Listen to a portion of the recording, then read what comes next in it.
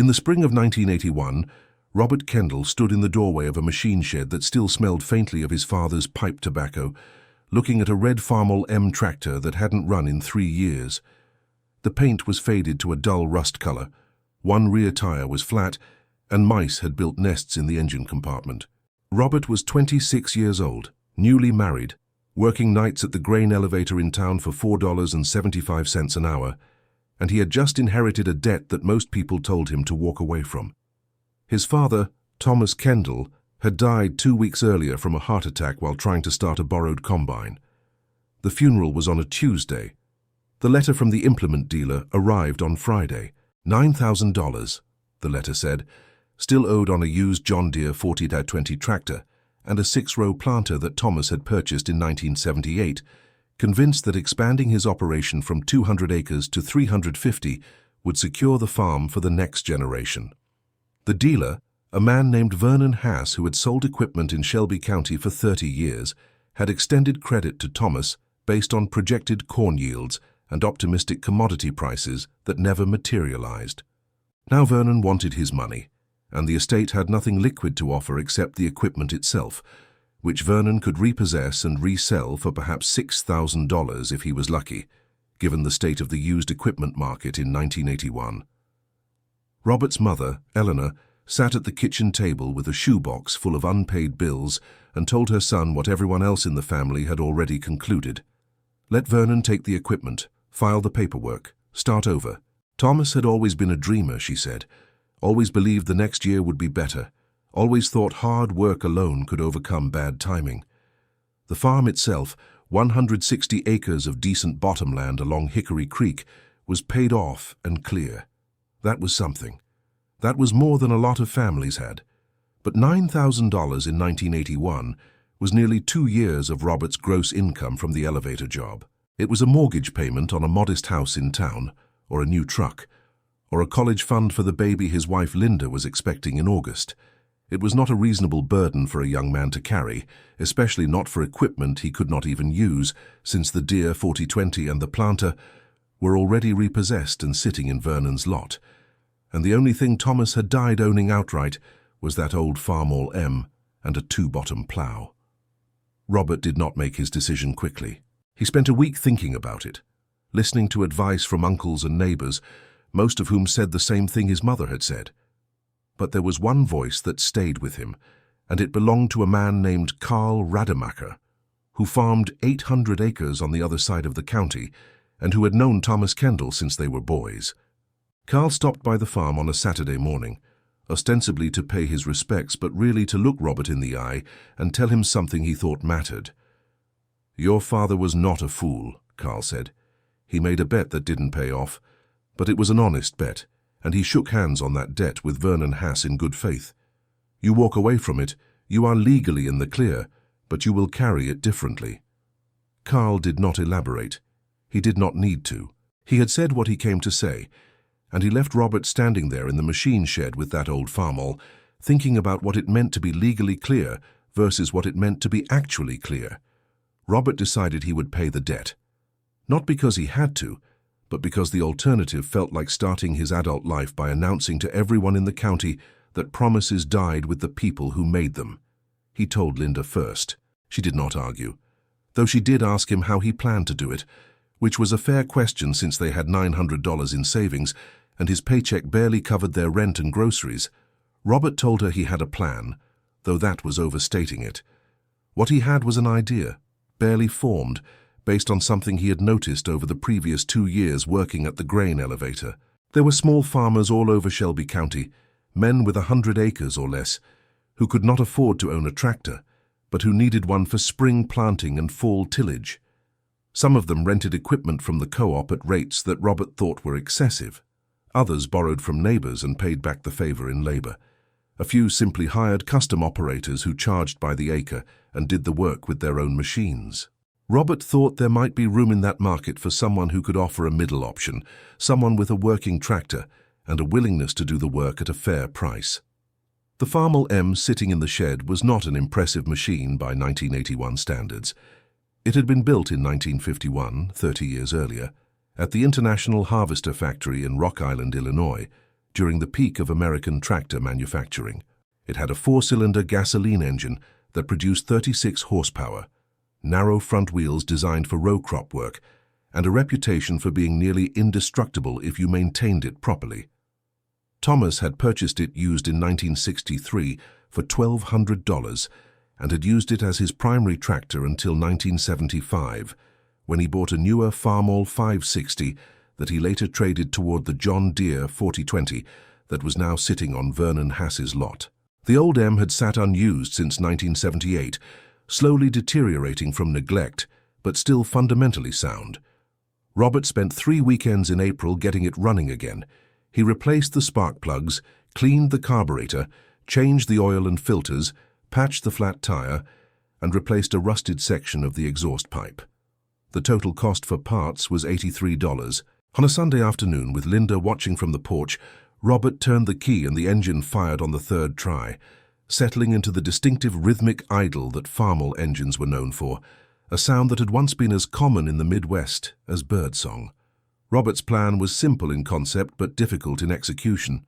He would offer custom tillage and planting services to small farmers in the area, charging $25 per acre for plowing and disking, $30 per acre if they also wanted him to plant their corn or soybeans. Those prices were roughly half what the established custom operators charged, low enough to attract customers, but high enough to cover his costs and generate a modest profit. He calculated that if he could line up 200 acres of work during the spring planting season, he could gross $6,000, enough to make a substantial payment to Vernon Hass and still cover his expenses. The plan depended on several assumptions that Robert could not verify in advance. He assumed the Farmall would hold up under sustained use. He assumed there were enough small farmers willing to hire him instead of making other arrangements. He assumed he could do the physical work, which meant long days in the field after finishing his night shift at the elevator, running on 4 or 5 hours of sleep, managing equipment breakdowns, and dealing with weather delays that could compress an entire season's work into a narrow window of dry days. The first customer Robert found was a man named Eugene Hartley, who owned 75 acres along Route 47 and who had been renting a tractor from the co-op for $150 per season plus fuel. Eugene was 68 years old, a retired railroad worker who grew soybeans more out of habit than profit, and he listened to Robert's pitch with the skeptical attention of someone who had heard promises before. Robert offered to plow, disc and plant all 75 acres for $2,000, which was less than Eugene had been paying when he factored in the rental fee and the cost of his own labor. Eugene thought about it for a day and then agreed, on the condition that Robert finish the work before May 20th, which was the outer edge of the optimal planting window for soybeans in central Illinois. Robert shook his hand and went home, feeling like he had just committed to something larger than he fully understood. 75 acres of field work with a 30-year-old tractor that might break down at any moment, all while working 40 hours a week at the elevator and preparing to become a father for the first time. Robert started plowing Eugene's land on the first Monday in May. He worked from 6 in the morning until 2 in the afternoon, then drove to the elevator for his 4 to midnight shift, came home, slept until 5, and started again. The Farmall ran without complaint for the first 3 days, pulling the 2-bottom plow through soil that had not been worked in 8 months, turning over black earth that smelled rich and damp in the morning air. On the 4th day, the clutch began slipping, a problem Robert had not anticipated because the clutch had seemed fine during his test runs. He spent an entire evening in the field with a flashlight and a toolbox, adjusting the linkage and cleaning the friction plates, work that his father had taught him to do years earlier, when Robert was still in high school and Thomas was still optimistic about the future. By midnight, Robert had the clutch working again, well enough to finish the plowing, though he knew it would need a full rebuild eventually, another expense he had not budgeted for. Robert finished Eugene's field on schedule and collected his $2,000 in cash, which Eugene counted out in 20s and 50s from a coffee can he kept in his kitchen. It was the most money Robert had ever held at one time, and it felt both substantial and inadequate. $2,000 against a $9,000 debt. He drove to Vernon Hass's office the next morning and handed over $1,800, keeping $200 for clutch parts and operating expenses. Vernon accepted the payment without comment, updated the ledger and told Robert he appreciated the effort, but wanted to make sure Robert understood the terms. The debt was accumulating interest at 12% annually, which meant Robert was not just racing against the principal, but also against a monthly charge that added $90 to the balance. At the rate Robert had just demonstrated, Vernon said, it would take him 4 or 5 years to pay off the debt. Assuming he could maintain the same pace and the same income, which Vernon clearly doubted. Robert left Vernon's office understanding that his plan was not as solid as he had hoped. $2,000 from 75 acres meant he would need to work 300 acres per year to generate enough income to cover the debt payments and the accruing interest. That was a significant amount of custom work for one man with one tractor, especially a man who also had a full-time job.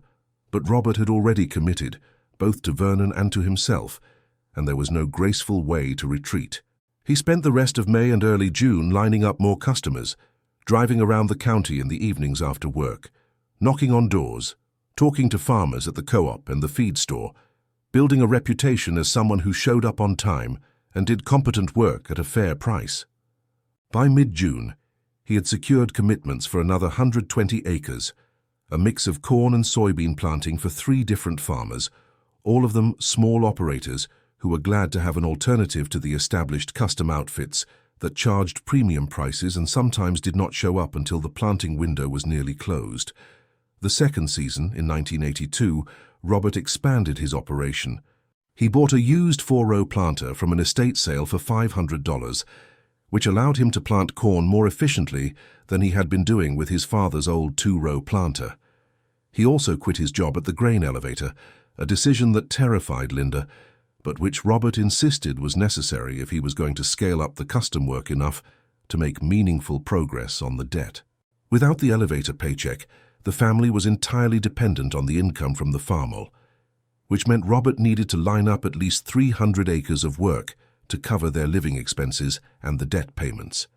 He spent the winter of 1981 and early 1982 networking, attending Farm Bureau meetings, placing small ads in the county newspaper, and slowly building a client base. By April 1982, he had commitments for 280 acres, close enough to his target that he felt cautiously optimistic. The 1982 season tested Robert in ways the first season had not. The Farmall's engine developed an oil leak in late April, forcing Robert to spend 2 days tearing down the engine and replacing the rear main seal. Work he did in the open air because he did not have access to a proper shop.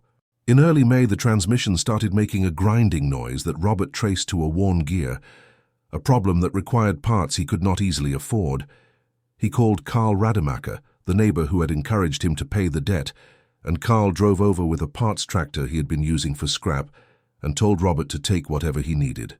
Robert pulled the transmission, swapped out the damaged gear, and had the Farmall running again within 3 days, losing only 1 planting day to weather. The work was grueling. Robert was in the field from dawn to dusk, 6 days a week, operating the tractor in conditions that ranged from ideal to nearly impossible, plowing through fields that were still too wet, planting in soil that was either too dry or too muddy, constantly adjusting his approach to match the land and the weather. He lost 12 pounds that spring and developed a persistent cough from breathing diesel fumes and field dust, but he finished all 280 acres by the end of May and collected just over $7,000 in payments. Robert paid Vernon Haas $4,000 in June 1982, reducing the principal to roughly $4,800 after accounting for the accrued interest. Vernon seemed genuinely surprised, and for the first time he acknowledged that Robert might actually succeed in paying off the debt. "You are either very determined or very stubborn," Vernon said, and Robert replied that he had not yet figured out which one it was. The comment was made lightly, but it reflected something Robert had been thinking about as the work consumed more of his life. Determination implied purpose and direction, a clear sense of why the effort mattered. Stubborn implied a refusal to accept reality, a willingness to suffer for a principle that might not even be sound. Robert was not entirely sure which category he belonged to, but he knew he was not ready to quit, not yet, not when he had already come this far. The third season in 1983 brought new challenges that had nothing to do with equipment or weather. The farm economy, which had been weakening since the late 1970s, entered a full crisis in 1983 as land values collapsed and commodity prices fell to levels that made farming unprofitable for all but the most efficient operators. Robert's customers, the small farmers who had been hiring him for custom work, began disappearing. Some sold their land to larger operators and moved to town. Others simply stopped farming, letting their fields go idle rather than investing money in a crop they knew would lose them money. Robert's booked acres dropped from 280 in 1982 to 190 in 1983, a decline that threatened his ability to make progress on the debt. He responded by expanding his service area, driving as far as 30 miles to find work, taking jobs that barely covered his fuel costs just to keep the Farmall running and maintain his presence in the market. It was during this period that Robert began to understand something fundamental about the agricultural economy that his father had never quite grasped. The difference between surviving and failing was not just about working hard or making smart decisions. It was also about timing, about being positioned correctly when the external conditions shifted, and about having enough margin to endure the years when everything went wrong. Robert had entered the custom farming business at a moment when the economy was turning against small operators, but he had also entered it with almost no overhead. He owned the Farmall outright, he had no land payments, and his only significant debt was the one he had inherited from his father. That structure gave him flexibility that larger operators did not have. They had mortgages, equipment loans, operating lines of credit, all of which required regular payments regardless of whether they had work or not. Robert could undercut their prices because he did not have those fixed costs, and he could survive lean years because his personal expenses were minimal. It was not a comfortable position, but it was sustainable, and sustainability mattered more than profit when the industry was contracting.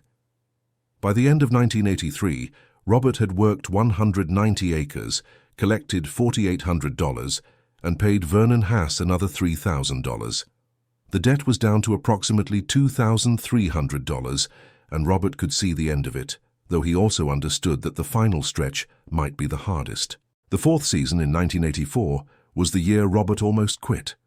Linda was pregnant with their second child. Their daughter Emily was 2 years old and needed constant attention, and Robert was exhausted in a way that sleep could not fix. The custom work had become a grind, repetitive and physically punishing, with no clear prospect of growth or improvement. The Farmall, now 33 years old, was showing its age in ways that Robert could not ignore. The engine burned oil, the hydraulics were weak, the steering was loose, and the whole machine felt fragile, like it might come apart at any moment. Robert spent more time maintaining the tractor than he did operating it, and the maintenance costs were eating into his profit margin. In April 1984, while plowing a field for a farmer named Donald Cruz, the Farmall's rear axle cracked, a catastrophic failure that Robert initially thought would end the season before it started. He managed to limp the tractor back to the shed and spent a week trying to figure out how to repair an axle on a tractor that International Harvester had stopped manufacturing parts for in 1954. He eventually found a machinist in the next county who agreed to weld the crack for $300, money Robert did not have but which the machinist agreed to accept as payment after the season ended. Robert finished the 1984 season with 140 acres of work, his lowest total yet, and collected $3,600. After paying for the axle repair, fuel, parts, and other operating expenses, he had $1,900 left. He paid Vernon Haas $1,800 in November 1984, reducing the debt to approximately $750, including interest. Vernon looked at Robert across the desk and said something that Robert would remember for the rest of his life. "You could have walked away from this 4 years ago," Vernon said. "You would have been fine. Nobody would have blamed you. But you did not walk away, and now you are almost done, and that means something, though I am not sure either of us knows exactly what." Robert nodded and left the office, driving home through a landscape of frozen fields and empty barns, thinking about what it would feel like to finally be free of the debt, and whether freedom would feel different than he imagined. The fifth season, in 1985, was supposed to be the final season, the year Robert would make the last payment and close the chapter on his father's mistake. But the farm economy, which had been terrible in 1983 and 1984, got worse in 1985 as the credit crisis deepened and banks began foreclosing on farms that had been in families for generations. Robert's customer base shrank again, and by late April, he had commitments for only 90 acres, not enough to generate the income he needed to pay off the remaining debt and cover his expenses. He was preparing to tell Linda that they might need to extend the timeline into a sixth season when something unexpected happened.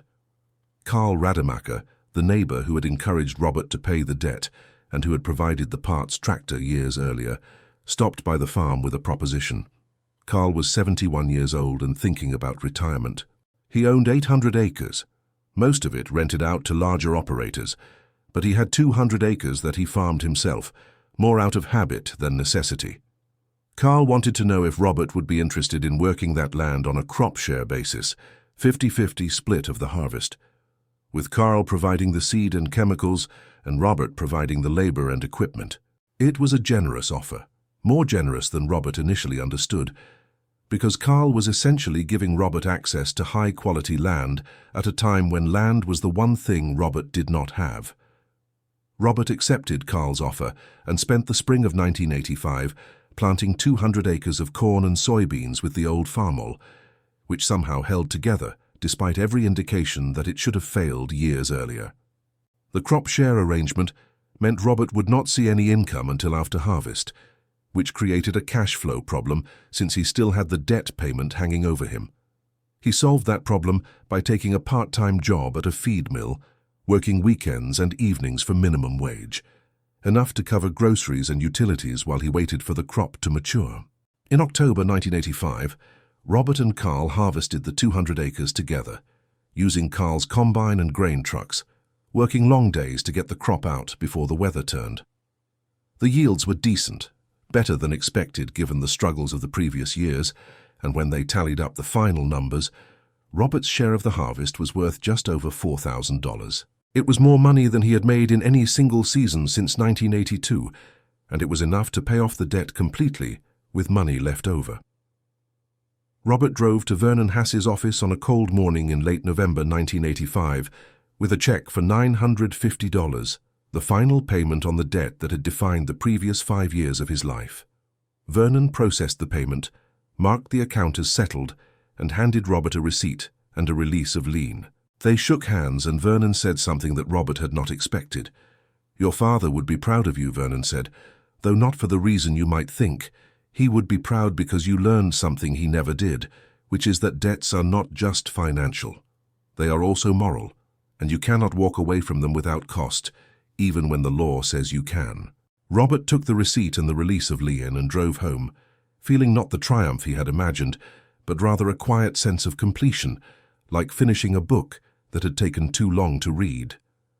Robert continued doing custom farm work for another 3 years, gradually building up enough savings to lease 40 acres of his own land and start farming on a small scale. The Farmall M, which had carried him through 5 years of debt repayment, finally gave out in 1988 when the engine threw a rod during fall tillage. Robert retired the tractor to the machine shed where it had sat unused in 1981, and he bought a used John Deere 4020, the same model his father had purchased and lost, though Robert paid cash for it and owed nothing to anyone. He farmed that 40 acres for 15 years, eventually expanding to 120 acres, never growing large but always staying solvent, always keeping his costs below his income, always remembering the lesson he had learned during those 5 years with the old Farmall. The lesson was not about tractors or farming, or even about paying debts. It was about the difference between what you can walk away from and what you choose to carry, and about understanding that the weight of the second one, even when it is heavy, is sometimes the only thing that keeps you grounded when everything else is shifting. Robert's son, Michael, who was born in August 1981, just as Robert was starting the first season of custom work, grew up hearing stories about the Farmall and the debt, and the 5 years his father spent paying off something he did not legally owe. Michael never quite understood why his father had made that choice, why he had sacrificed so much for a principle that seemed abstract and old-fashioned, why he had not simply walked away and started fresh like everyone said he should. But when Michael was 23, and facing his own decision about whether to help a friend who had made a bad business investment, he found himself thinking about his father and the Farmall and the way Robert had explained it years later. "You do not pay a debt because the law says you have to," Robert had told him. "You pay it because of who you want to be when the debt is gone." Michael helped his friend, and it cost him more than he could easily afford, and he never regretted it, because he understood by then that some costs are worth carrying, not because they make you richer, but because they make you who you are. The broader question that Robert's story raises is not just about individual character or personal responsibility, though those elements are certainly present. The question is about what holds a community together when the formal structures of law and contract are not enough to sustain trust. Robert could have walked away from his father's debt without legal consequence, and many people did exactly that during the farm crisis of the 1980s, when bankruptcy became so common that it lost its stigma. But Robert chose differently, and that choice signaled something to the people around him, something about reliability and commitment that went beyond what the law required. Vernon Hass extended credit to Robert's neighbors in the years after Robert paid off the debt, partly because he knew there were still people in the county who believed in honoring their obligations even when it was not strictly necessary. Carl Rademacher offered Robert the crop share arrangement, partly because he had watched Robert spend 5 years doing something difficult for no immediate reward, and that kind of persistence suggested Robert would be a trustworthy partner. The economic history of rural America in the late 20th century is often told as a story of consolidation and loss, of small farms disappearing and communities fragmenting as the forces of modernization and globalization reshaped the landscape. That story is true, but it is not the whole story.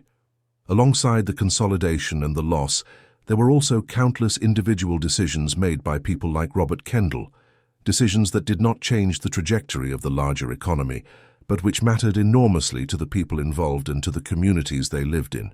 Those decisions, aggregated across thousands of farms and hundreds of counties, created a texture of social trust that allowed rural communities to endure even as the economic foundation beneath them shifted. Robert's choice to pay his father's debt was not economically rational in any conventional sense, but it was socially rational, and in the long run, the social rationality mattered more than the economic calculation because it determined who Robert could rely on and who would rely on him. The Farmall M that Robert used to pay off the debt sits today in the machine shed on the original Kendall farm, which Michael now owns and operates as a small diversified farm growing vegetables and pastured livestock for local markets. The tractor has not run in over 30 years, and Michael has no plans to restore it, though he has turned down several offers from collectors who recognize the model and are willing to pay good money for it. The tractor stays where it is, a physical reminder of a specific moment in the family's history, a monument to a choice that defined who they became. Michael's children sometimes ask him why he keeps the old tractor instead of selling it or scrapping it, and Michael tells them the same thing his father told him. Some things are worth more than their market value, and you do not always know which things those are until you have lived with them long enough to understand what they represent. The question that remains, the question that anyone hearing this story might ask themselves, is what debts they carry that they could legally walk away from but choose not to. Not just financial debts, though those are the easiest to measure, but also obligations to family, to community, to principles that matter only because we decide they matter.